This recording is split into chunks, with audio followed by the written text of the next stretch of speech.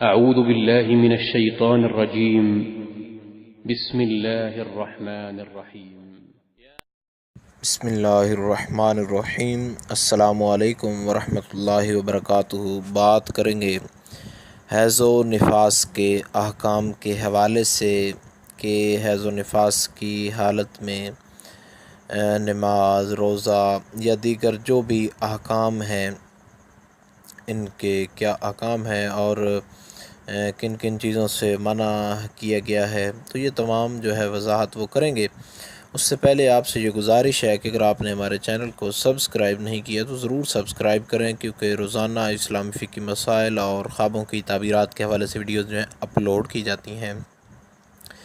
حیض و نفاس کی حالت میں نماز پڑھنا مکروہ ہے، روزہ رکھنا حرام ہے، اور ان دنوں میں نمازیں جو ہیں وہ ویسے ہی معاف ہیں اور ان کی قضا بھی نہیں ہے، اور البتہ روزوں کی قضا اور دنوں میں رکھنا جو ہے وہ فرض ہے۔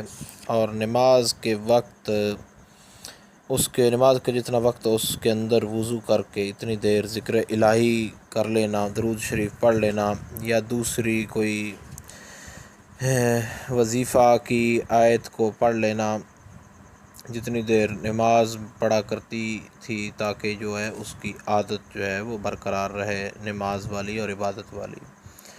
حیض و نفاس والی کو قرآن مجید پڑھنا دیکھ کر ہو یا زبانی، اور اس کا چھونا اگرچہ جلد ہو یا چولی یا حاشیہ ہی کیوں نہ ہو، انگلی کی نوک یا بدن کا کوئی حصہ لگے، یہ سب حرام ہیں۔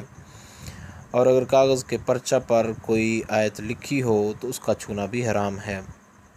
قرآن کریم اگر کسی اور چیز کے اندر موجود ہو تو اس چیز کے پکڑنے میں کوئی حرج نہیں ہے۔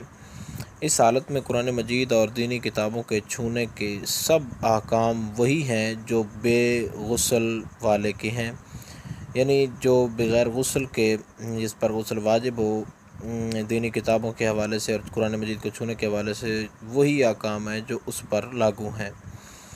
اور معلمہ جو ہے وہ حیض و نفاس میں ہو تو ایک ایک کلمہ سانس توڑ توڑ کر پڑھا دے، اور ہجے کرانے میں کوئی حرج نہیں ہے۔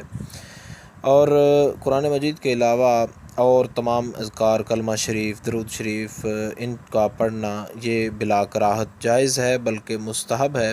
وضو یا کلی کر کے پڑھنا بہتر ہے، اور ویسے بھی اگر پڑھے تو کوئی حرج نہیں ہے، اور ان کے چھونے میں بھی کوئی حرج نہیں ہے۔ جماع البتہ اس حالت میں حرام ہے، البتہ لیٹنے بیٹھنے کے ساتھ یا کھانے پینے اور بوسہ لینے میں کوئی حرج وغیرہ نہیں ہے۔